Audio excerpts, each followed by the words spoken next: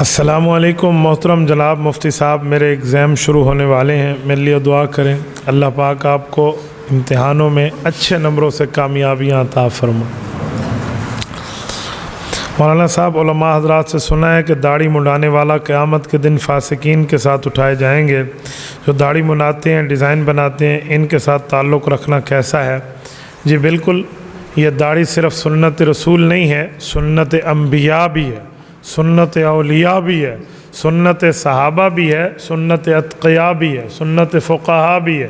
تو یہ داڑھی واجب کے درجے میں ہے، یہ وہ سنت کی بات نہیں ہے کہ کبھی پڑھ لو سنت اور کبھی چھوڑ دو۔ جیسے عصر سے پہلے 4 رکعت سنت ہے، کبھی پڑھ لیا اور کبھی چھوڑ لیا۔ عشاء سے پہلے 4 رکعت سنت ہے، غیر مؤکدہ ہے، کبھی پڑھ لیا کبھی چھوڑ لیا۔ تو یہ داڑھی ایسے نہیں ہے کبھی رکھ لی کبھی چھوڑ دی، نہیں بھائی، آپ کو داڑھی رکھنی پڑے گی۔ اس سنت کو یوں نہ سمجھیں، بہت سی سنتیں ہیں آپ نے اسے پکا پکڑا ہوا ہے، چھوڑتے نہیں ہیں۔ ایسا ہے یا نہیں ہے؟ النکاح من سنتی، پکا پکڑا ہوا ہے آپ نے۔ کبھی کوئی بیوی کو چھوڑتا ہے 2 دن اور 4 دن رکھتا ہے، جی سنت ہے، تو اس سنت کو آپ واجب کے زمرے میں سمجھتے ہیں، تو یہ سنت بھی واجب کے زمرے میں ہے۔ داڑھی منڈانے والا فاسق اور فاجر ہے، اور یہ بندہ واقعی قیامت میں فاسقین اور فاجرین سے اٹھے گا، اللہ محفوظ رکھے۔ اور رہا یہ کہ ان کے ساتھ تعلقات رکھنا کیسا ہے، تو تعلقات رکھ سکتے ہیں آپ، تعلقات میں آپ کو رکھنے میں کوئی حرج نہیں ہے، لیکن انہیں سمجھائیں، انہیں ترغیب دیں، انہیں پیار سے قائل کریں۔ آپ تعلق نہیں رکھیں گے، توڑ دیں گے تو وہ تو اور الٹا گناہ پہ پکے ہو جائیں گے، اس لیے بہتر ہے کہ ان کے سمجھانے کی کوئی سبیل آپ نکالیں۔ جب اشیاء خرد و نوش کی قیمتیں فرشتے مقرر کرتا ہے، پھر عوام احتجاج کیوں کرتے ہیں؟ کس نے آپ کو کہا کہ آٹے کی، چینی کی، گھی کی یہ فرشتے مقرر کرتے ہیں؟ کس نے کہا آپ کو؟ کوئی ثبوت ہے؟ اخبار میں بیان آتا ہے، لوگوں نے وہ دیکھا۔ اچھا، اخبار میں بیان آیا۔ مولانا کہہ رہے ہیں کہ اخبار میں بیان آیا ہے کہ فرشتہ ریٹ مقرر کرتا ہے، اسی لیے احتجاج موجودہ حکومت کہتی ہے نہیں کرنا چاہیے۔ تو انہیں کہو پچھلی دور حکومت میں فرشتے مار گئے تھے، پھر پہلے دور حکومت میں بھی وہی مقرر کرتے تھے۔ آپ کہتے تھے جب مہنگائی ہو جائے تو وقت کے وزیر اعظم چور ہے، تو اب وہ جواب آپ کیوں نہیں ہمیں بتاتے؟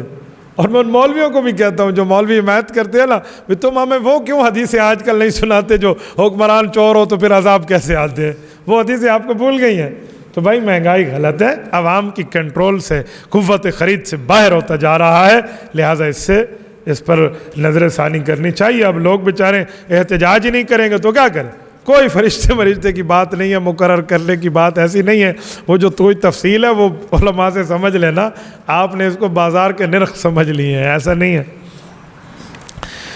شریعت کی روح سے بچیوں کے نکاح کرانے کی کوئی عمر مقرر ہے یا کوئی عمر مقرر نہیں ہے، فیگر نہیں ہے، نمبر نہیں ہے کہ اس نمبر میں اس فلاں جگہ آپ نکاح کرا لیں؟ جی نہیں، بلوغت کے بعد آپ نکاح کرائیں جس وقت آپ سمجھیں کہ بچی اب ماشاءاللہ ذمہ داری اٹھا لے گی۔ یوں نہیں ہے کہ بالغ ہوئی اور آپ نے پکڑ کے دوسرے کے گلے میں ڈال کے نکاح کرا دیا، یوں نہیں ہے، یہ ترتیب نہیں ہے، یہ خشک صوفی پنہ ہے۔ ہمارے ہاں لوگوں کو صوفی اس وقت سمجھا جاتا ہے جب اس کو گھر والی بتائے کہ آپ کی بیٹی بالغ ہے اور وہ باہر جا کے نکاح طے کرائے اور اگلے دن بھیج دے۔ یوں نہیں ہے بھائی، وہ جسمانی طور پہ بالغ ہوئی ہے، عقلی طور پہ تو ابھی بالغ نہیں ہوئی، اس کو کوئی سوچ سمجھ بھی تو دیکھیں۔ ہم دوسرے کے گھر کی عزت بنا کے دے رہے ہیں، دوسرے کے گھر کی لونڈیاں بنا کے نہیں دے رہے۔ ہم دوسرے کے گھر میں ذمہ داری بھیجنے والی، کل وہاں ذمہ داریاں نہیں اٹھائے گی، ماں نے ابھی اسے کچھ سمجھایا ہی نہیں ہے، روٹی سیدھی پکانی اسے آتی ہی نہیں ہے، اور اس کو اس کی ذمہ داریوں سے بہراور نہیں کہ جی بالغ ہو گئے تو شادی کرا دیں۔ یہ شریعت کی تعلیم نہیں ہے، کم از کم اس کو کچھ سمجھ بوجھ تو آنے دیں۔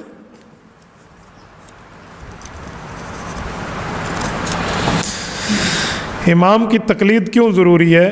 یہ 4 امام کس دور میں پیدا ہوئے؟ کیا علم و عمل کی بنیاد پہ انسان امام بن سکتا ہے؟ پی ٹی او، واہ! امام ابو حنیفہ کے مسلک کو چھوڑ کر دوسرے امام کی تقلید کر سکتے ہیں؟ نہیں تو کیوں نہیں؟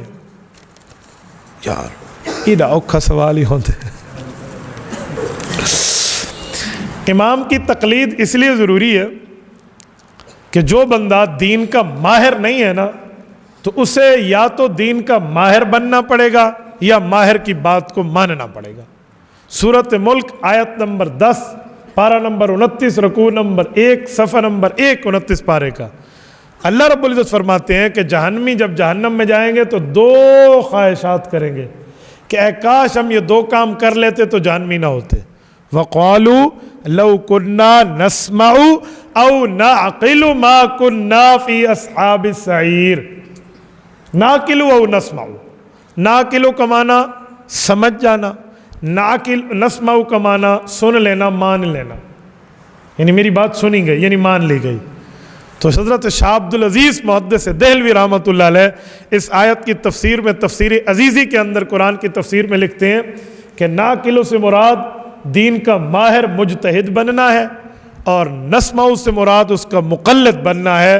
तो जहन्नमी जहन्नम में रो के कह रहे होंगे या तो हम दीन के माहिर होते, मुजतहिद होते, दीन पे अमल करते, या मुजतहिद न होते, उस मुजतहिद हक, उस इमाम बरहक की बात को तस्लीम करते तो जहन्नमी न होते। तो इसलिए जहन्नम से बचना है तो या तो माहिर खुद बनिए दीन के, या फिर दीन के माहिर की बात को मानिए, इसलिए ज़रूरी है। चार इमाम किस दौर में पैदा हुए? इमाम अबू हनीफा सहाबा के दौर में पैदा हुए। इमाम सब के बारे में पहली रिवायत है कि सन 80 हिजरी, एक रिवायत है सन 70 हिजरी, एक रिवायत है सन 60 हिजरी, तीन कौल है। सहाबा का ज़माना ख़त्म हुआ 110 हिजरी पे।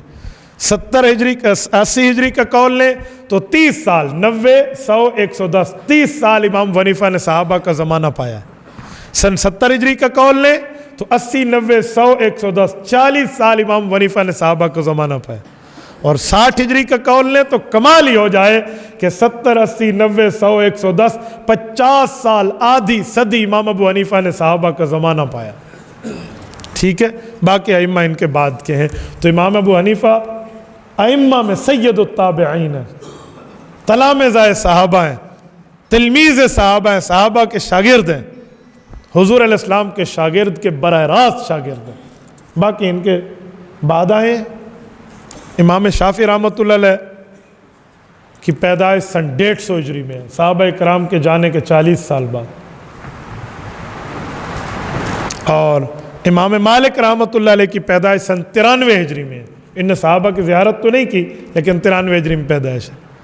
और इमाम अहमद इब्न हम्बल रहमतुल्लाह अलैह की 204 में पैदाइश है। इन्होंने भी सहाबा की ज़ियारत नहीं की, लेकिन वक़्त के अइम्मा है। शरीयत में 4 किस्म की गुंजाइशें मिलती थी जो अल्लाह ने इन चारों में पूरी कर दी है, या हनफी, या शाफ़ी, या मालकी, या हम्बली। ये देखो मस्जिद शाहजहां में अंदर आने के लिए 6 दरवाजे हैं, 6 में जिस दरवाजे पर आओ आप मस्जिद आओगे। इस तरह कुरान करीम पढ़ने के 7 तरीके हैं, जिस तरीके पर पढ़ो आप कुरान पर पढ़ोगे। तो सुन्नत नबवी पे अमल करने के 4 तरीके हैं, हनफी, शाफ़ी, मालकी, हम्बली, जिस पे अमल करो आप हक पे आओगे। ये 4 रास्ते पर हक है। ठीक है, इल्म व अमल की बुनियाद पे इंसान इमाम बन सकता है। भाई अब इमाम बन ही जाए तो क्या कर लेगा? जीन के ऊपर जितनी तहकीक शरीयत की सहाबा ने अपने शागिर्द इमाम अबू हनीफा से करा के लिखवा के हमें दिला दी, बाकी अइम्मा ने बची सुची कसर को पूरा कर दिया। अब कोई नई शरीयत आएगी कि नया इमाम बन के कोई करेगा? जितना बड़ा इमाम भी बन जाए उसी तहकीक को ही मानेगा जो सहाबा कराम के शागिर्दों की लिखी हुई है, कोई अपनी तरफ से तो नहीं बनाएगा। बन भी जाए तो कौन सा बड़ा मसला है भाई। इमाम अबू हनीफा को छोड़ के दूसरे इमाम की तकलीद कर सकते हैं? अगर नहीं तो क्यों? मेरे भाई सबसे पहली बात है कि आप इमाम साहब की तकलीद क्यों छोड़ रहे हैं, वजह तो बताइए। कुरान करीम की 7 किरातें हैं ना, आप एक किरात को छोड़ के दूसरी पे अमल कर रहे हैं, क्यों? हक समझते हो या बातिल समझते हो? अगर बातिल समझ के दूसरी किरात पे आ रहे हैं तो गलत है, क्योंकि पहली भी हक है। और अगर हक समझ के आप दूसरी किरात को इख्तियार करें तो दलील चाहिए। भाई मैं ये कपड़े बदलना चाह रहा हूँ, क्यों? ये भी तो कपड़े हैं। या तो कहो मैले हैं, या तो कहो सर्दी है, पतले हैं, कोई दलील दो, इसमें कमज़ोरी क्या है? इमाम साहब की फ़िक़ा को छोड़ के अबू हनीफा की तकलीद में है मज़ा, क्यों मैं पत्ते चबाऊँ समर छोड़ के? इससे हट के आप जाते क्यों हैं? आप कोई रीज़न दें। नंबर 1 रीज़न आप देंगे और उस रीज़न के मैं 110 इंशाल्लाह जवाब दूंगा।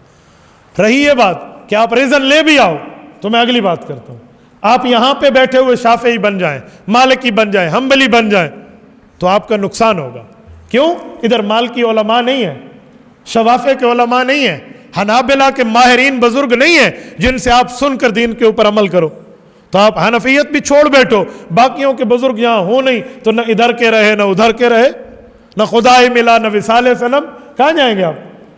تو آپ کسی ایسے ایریا میں مستقل رہ رہے ہیں جہاں حنفی علماء نہیں ہیں، آپ کو اگر تحقیق چاہیے تو آپ شافعی علماء کے پاس جائیے، آپ وہاں مستقل شافعی بن جائیے، کون منع کرتا ہے آپ کو؟ لیکن آپ اس جگہ میں ٹھہر کے جہاں پر باقی ائمہ کرام کے فقہ کے ماہرین موجود نہ ہو، تو پھر اس کا معنی آپ کے دل میں کچھ اور من میں چل رہا ہے۔ او بلی تھیلے کو باہر کڈو، وہ اصل میں بات کیا ہے وہ نکال کے لائیں، ٹھیک ہے؟ اللہ آپ کو خوش رکھے۔ ایک بندہ انہوں ہی بلایا کرو ذرا پرچیاں گنتا رہے۔ مفتی صاحب، ایک فریق دوسرے فریق پہ دعویٰ کرتا ہے کہ فلاں نقصان آپ کی وجہ سے ہوا۔ اس آدمی نے کہا، وہ آدمی کہتے ہیں کہ ہم نے کہا نہیں، دونوں مسجد میں قرآن پاک پہ ہاتھ رکھتے ہیں، مسجد میں جانا جائز ہے، کس حد تک؟ ذہن میں رکھیں کہ دعویٰ دو نہیں کرتے، دعویٰ ہمیشہ ایک کرتا ہے، دوسرا یا انکار کرتا ہے یا اقرار کرتا ہے۔ دونوں دعویٰ کرتے ہیں کہ کیا ہوگا؟ دونوں دعویٰ کرتے ہیں، صورتحال آ سکتی ہے لیکن بہت کم۔ اس کی مثال بھی میں دیتا ہوں۔ ایک کہے گا تو نے میری چوری کی ہے، دوسرا کہے گا نہیں کی۔ تو ایک دعویٰ ہے جسے مدعی کہتے ہیں، ایک وہ ہے منکر جسے مدعا علیہ کہتے ہیں۔ تو جو دعویٰ کر رہا ہے ایک دلیل اس کے ذمے ہے، وہ ہے ثبوت اور گواہ، یہ گواہ لائے، کیونکہ دعوے دار کے پاس گواہ، البینۃ علی المدعی، حضور نے فرمایا مدعی آدمی جو دعویٰ کرے گا وہ گواہ لائے گا، اور اگر اس کے پاس گواہ نہیں ہے تو اس کا پہلو کمزور ہو جائے گا، تو پھر والیمین علی من انکر، جو مدعا علیہ ہے، جو انکار کر رہا ہے، پھر ہم اس سے قسم لیں گے۔ اگر مدعی نے گواہ پیش کر دیے، مدعا علیہ کی قسم کا کوئی اعتبار نہیں ہے، مدعی سچا ہو جائے گا۔ جھوٹے گواہ بھی دیے تو اللہ پوچھے گا، لیکن دنیا میں اس کے حق میں فیصلہ آئے گا، یا تو گواہوں پہ جرح آ جائے پھر بات ہے۔ اور اگر مدعی کے پاس گواہ نہیں ہے، پھر مدعا علیہ نے قسم اٹھا دی تو پھر اس کو سچا کہا جائے گا، چاہے مدعی خود کو کتنا سچا کہتا رہے۔ یہ صورتحال دیکھیں، جس نے دعویٰ کیا ہے وہ گواہی پہ دلائل لائے، اس کے پاس گواہ نہیں ہے تو جو دوسرا ہے وہ صرف قرآن پہ ہاتھ رکھ دے تو وہ سچا کہلائے گا پھر، ٹھیک ہے؟ دونوں ایک چیز پہ دعویٰ کریں، ایک بندہ کہ یہ بیٹا میرا ہے، ایک کہ یہ میرا ہے، تو دو بندوں نے تو دعویٰ کر لیا، پھر دونوں سے ثبوت مانگیں گے، اور وہ بیٹا جس خاتون سے ہوگا اس سے بھی ہم قسم تو لے سکتے ہیں نا۔ تو دونوں ایک بندے کے بارے میں دعویٰ کریں، وہ بہت آسان صورتحال ہوتی ہے، یہ علیحدہ علیحدہ کی ہے۔ جائز کام پہ قرآن اٹھانا جائز ہے لیکن مناسب نہیں ہے۔ کیوں آپ کو خواہ مخواہ سے قرآن کو باعث اطفال بنا کر تختہ مشق بنا ہوا ہے؟ جب کسی عذر کی وجہ سے شادی نہ ہو، شہوت حد سے بڑھ جائے، گناہ میں مبتلا ہونے کا اندیشہ ہو، تو گناہ سے بچنے کے لیے جب مجزنی کرتا ہے تو مجزنی کرتے وقت کسی لڑکی کو تصور میں لا کے تصور رانی میں ہم بستری سے بنی خارج کرتا ہے، کیا یہ عمل زنا کے زمرے میں تو نہیں آتا؟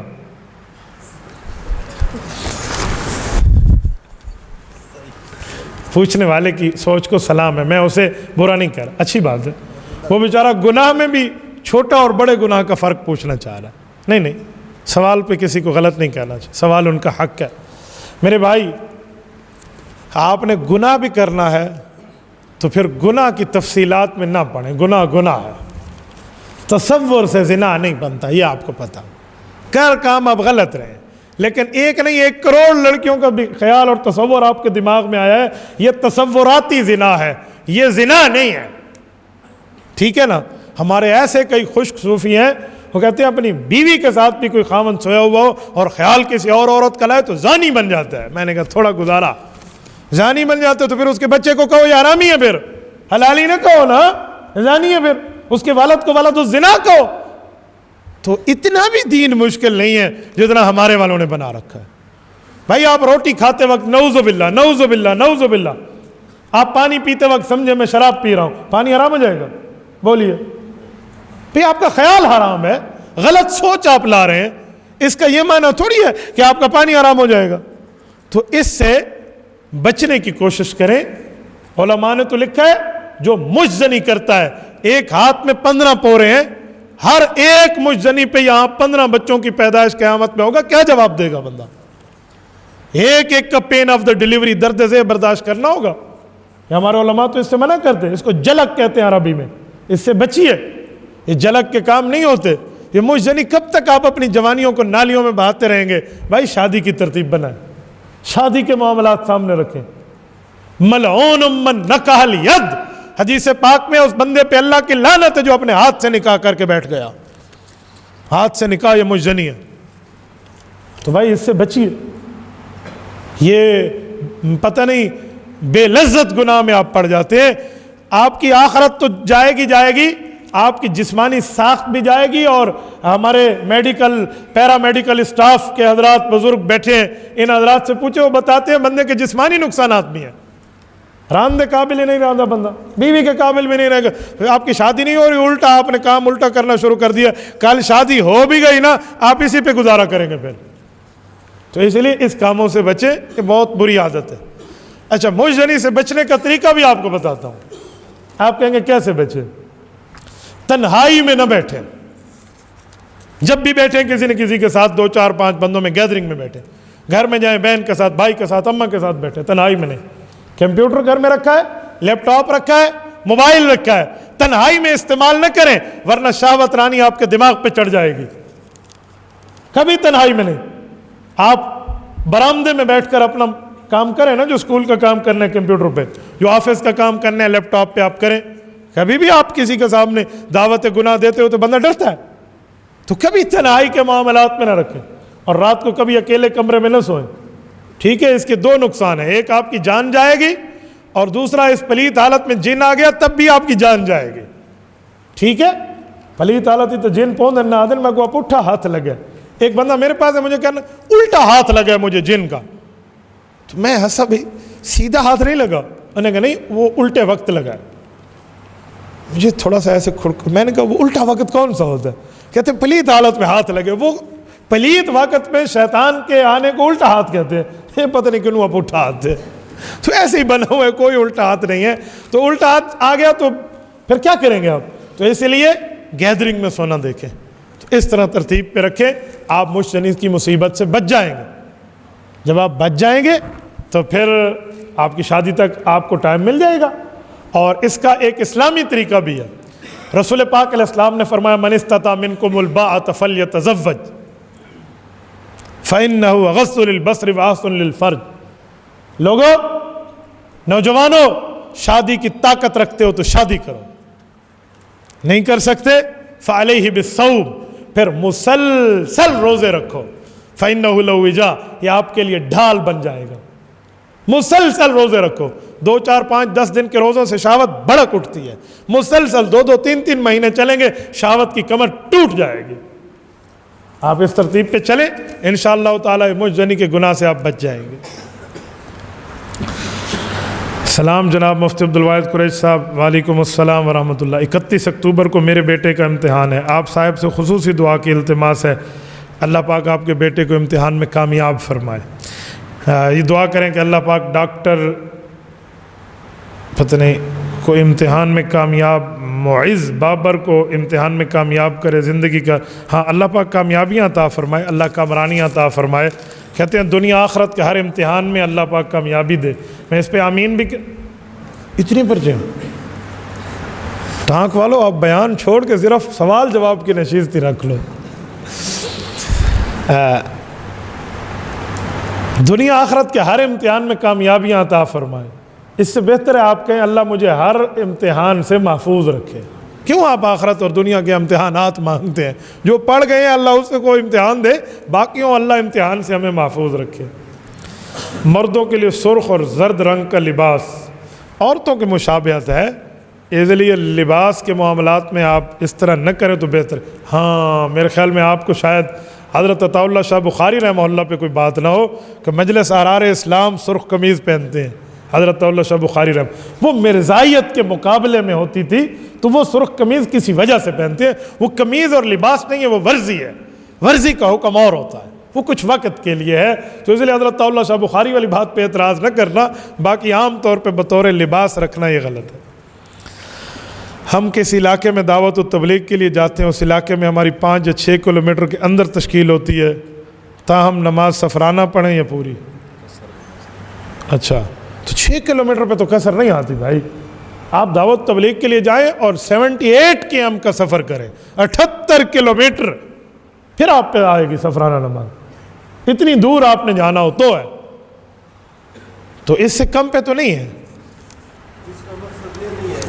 اس علاقے میں جب ہم چلے جاتے ہیں تو ادھر ہم سفر پڑیں گے یا پورا مہینے تشکیل ہوتا ہے، 1 مہینہ تشکیل ہوتا ہے؟ آپ ایک بار پھر سوال کریں ذرا. میں نے کہا ملتان تشکیل ہوگی ہماری 1 مہینے کی تشکیل ہے اور 1-2 کلومیٹر کے اندر ہے، تو ہم سفر پڑیں گے یا قصر؟ رائٹ.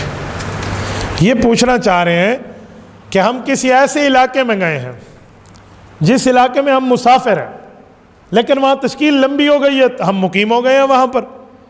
وہاں سے اگر ہم کسی جگہ جائیں تو پھر جس جگہ آپ مقیم ہو گئے ہیں تو اس جگہ سے بھی اتنے کلومیٹر کا سفر ہے تو پھر بات بنے گی، ورنہ نہیں. ٹھیک ہے، اتنے سے آگے کا سفر ہے تو پھر ہے، ورنہ مقیم کی حالت میں تو آپ کو قرب بن جائے گا، پھر آپ کو پوری نماز ہے. حضرت بلال نے اذان نہ دی، صبح نہ ہوئی، یہ سچ ہے یا جھوٹ ہے؟ نصرت فتح علی خان کا جھوٹ ہے. یہ اس غزل میں آپ نے سنا ہے نا، اذان سحر نہ دی، قدرت خدا کی دیکھ، نہ مطلق سحر ہوئی. یہ ڈرامے بازیوں کے اشعار ہیں، کوئی شریعت میں اس کو ثبوت نہیں ہے. انگلیاں چٹخانے کے بارے میں اسلام کیا کہتے ہیں؟ انگلیاں چٹخانا جائز ہے، مسجد یا نماز کے اندر نہیں کرنا چاہیے، باقی کوئی منع نہیں ہے. لوگ کہتے ہیں انگلیاں چٹخاؤ گے، یہ شیطان کا معاملہ ہے. نماز میں ہے، نماز کے علاوہ نہیں ہے. مفتی صاحب اگر وطر نماز کی آخری رکعت میں دعائے قنوت پڑھنا بھول جائیں تو کیا کریں؟ سجدہ سہو کر لے یا پھر سے پڑھے؟ دعائے قنوت بھول جائے تو سجدہ سہو کرے، یعنی آخری اتحیات میں جب عبدہ و رسولہ کر لے تو ایک طرف سلام پھیر کے 2 سجدے کرے گا، پھر شروع سے اتحیات پڑھے گا. ٹھیک ہے، تو دعائے قنوت کی جگہ آپ نے بھول گئے تو یہ کر لیا.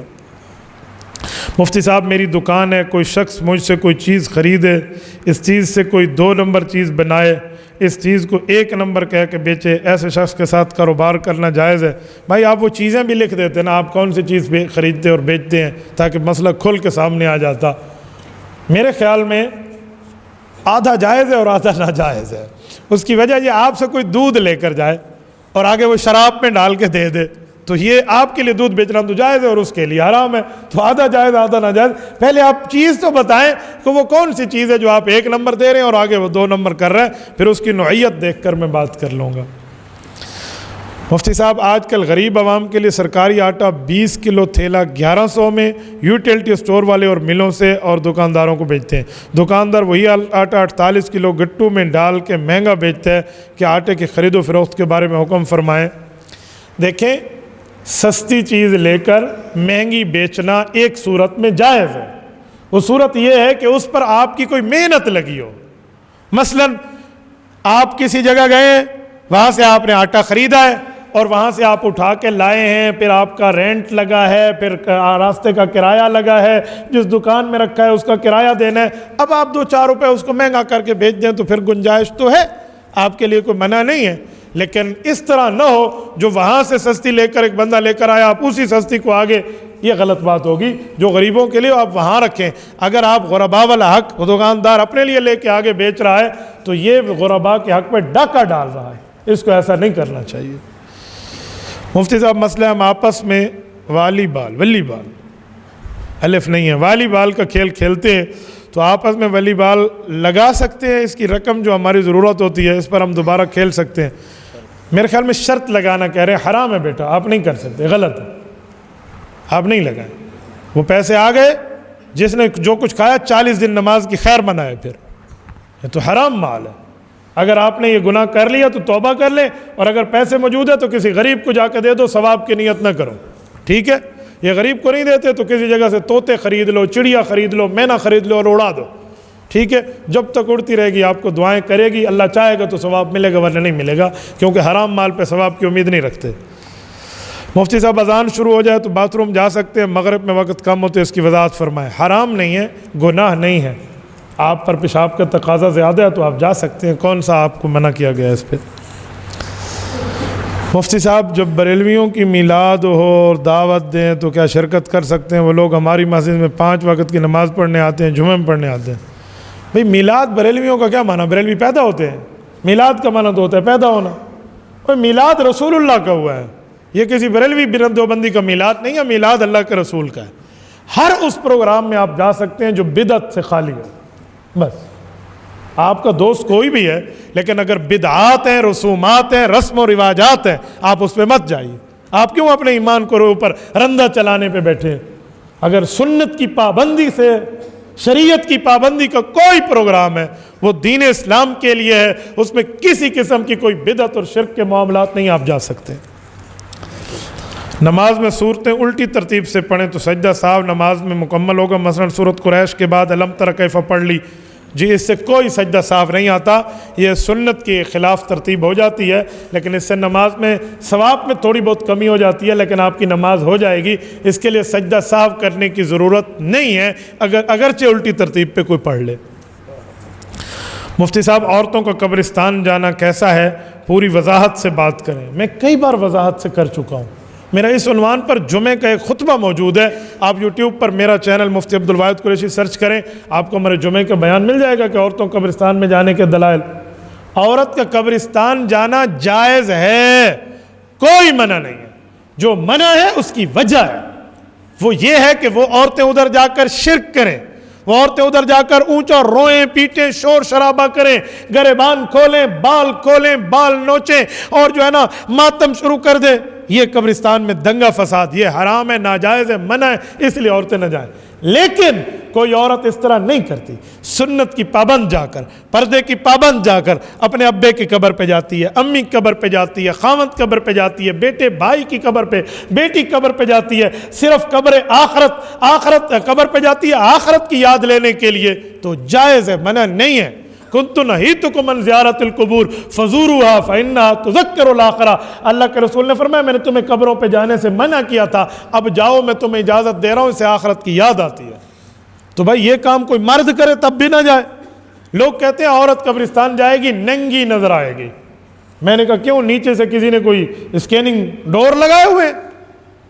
ایک نے کہا پتھر اپنے یہاں جو ہے نا شلوار میں پتھر لٹکا کے جائے تو عورت ننگی نظر نہیں آئے گی۔ مسجد ہے، ورنہ میں اس سوال کو بہت اچھی طرح سے جواب دیتا، یہ ایسی فضول سی باتیں ہیں، کوئی پتھر وتھر کی بات نہیں ہے۔ زید اور عمر دو بھائی ہیں، زید کراچی میں کمپنی میں محنت کر کے کماتا ہے، 2 پلاٹ بھی خرید لیے، اور ان 2 پلاٹوں میں جب باپ کی جائیداد میں تقسیم ہوگی تو ان پلاٹوں میں عمر کا حق ہوگا یا نہیں؟ جو زید کماتا ہے وہاں پر اگر اس کو تجارت ابو نے اپنے مال سے شروع کر کے دی ہے تو وہ جتنا کمائے گا سارے ورثاء کا حق ہوگا۔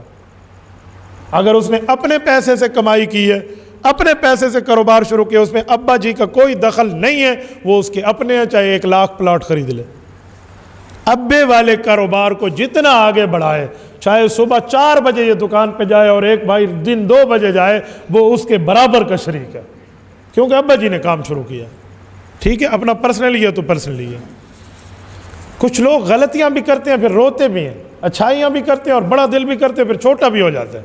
ایک شخص فوت ہوا، اس کی ملکیت میں 4 کنال تھے، تو بڑا بھائی کہنے لگا یہ 3 کنال میری ہیں، باقی ایک میں وراثت کرو، اس میں مجھے حق دو، باقیوں کو تقسیم کرو۔ باقیوں نے کہا کیوں؟ کہا یہ 4 کنال جو 3 میں سے 3 میں نے خود خریدی تھی، تو اس نے کہا ابے کے نام پہ ہے، کہا ٹیکس سے بچنے کے لیے میں نے ابے کے نام پہ کر دی تھی، تو اس کا کوئی ثبوت نہیں ہے اس کے پاس، تو اب یہ 4 کنال ابے کے اور سب میں تقسیم ہوگی۔ اب بڑا جتنا کہتا رہے، اس وقت ٹیکس سے بچنے کے لیے تو نے کیوں ڈنڈی ماری تھی؟ اس وقت تو نے ڈنڈی ماری تھی، اب شریعت کا حکم آ کر ڈنڈا لگے گا تو پوری بات ہو جائے گی۔ کیا سید کے لیے زکوٰۃ لینا جائز ہے یا نہیں؟ سید زکوٰۃ نہیں لے سکتا، سید کو زکوٰۃ منع ہے۔ نبی پاک کے زمانے میں سید کو خمس ملتا تھا، اس زمانے میں کچھ نہیں ملتا، حکومت سے بات کریں، تبدیلی کو کہیں کہ تباہی نہ مچائے نا، تو وہ دے گا۔ اگر مسجد کے امام جمعہ کے مقرر وقت پر نماز نہ پڑھے، آدھا گھنٹہ لیٹ کرے، اکثر لوگ لیٹ ہو جاتے ہیں، تو کیا کریں؟ وہ کسی اور مسجد چلے جائیں۔ میں امام مسجد کو پابند نہیں کرتا کہ وہ ان کے لیے اپنا بیان چھوٹا کر دے۔ کیوں بھائی؟ امام مسجد ہے، کوئی ملازم تھوڑی ہے، امام مسجد ہے، آپ نہ پڑھیں کسی اور مسجد میں جا کے پڑھ لیں۔ بھائی اگر امام نے کوئی 2-4 منٹ لیٹ کر دی ہے، بات کوئی لمبی سمجھانے میں ہو گیا تو کیا ہو گیا آپ کو؟ فلم 2.5 گھنٹے کے لوگ دیکھ لیتے ہیں تو خیر ہے، ادھر 2 منٹ لمبے جائیں، جی بس کریں۔ امام کو وہ کہتا ہے جو سب سے آخر میں آتا ہے، جو شروع میں آ کے مسائل سن رہا ہوتا ہے وہ کبھی نہیں کہتا بس کریں، وہ کہتے ہیں حضرت اور بتائیں اور سنائیں اور سمجھائیں۔ جو آخر میں آتے ہیں ہو جلدی کرو، چھتی میں تو جانا ہے، تو وہ کہے گا جی 2 منٹ اوپر ہو گئے۔ میں امام کو کہوں گا ٹائم کی پابندی ضرور کریں، لیکن ایسے بندوں کے لیے کیا ترتیب ہے بھائی؟ اس کا معنی ہے وہ جمعہ نماز میں امام پر کوئی احسان لگانا آتے ہیں۔ حضرت صاحب کیا عورتیں پیر کی بیعت ہو سکتی ہیں؟